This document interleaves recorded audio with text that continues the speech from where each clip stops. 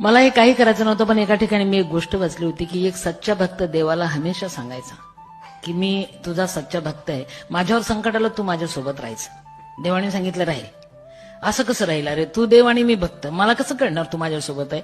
अरे म्हटलं तुझ्यावर संकट आलं की खूप पाऊस येईल, चिखल झालेला असेल, तू मागं वळून पाहायचं, 4 पावलं उमटताना दिसतील, 2 तुझे 2 माझे. यस. भक्त म्हटला यस. आलं त्याच्यावर संकट, पाऊस पडायला लागला, चिखल झाला, त्यांनी मागवळून पाहिलं, 4 पाय उमटत होते. त्याला वाटलं क्या बात आहे, भगवान हमारे साथ है. जास्त संकट आलं त्यांनी मागवळून पाहिलं, हा आहे की नाही, थोडं डाऊट आलं त्याला.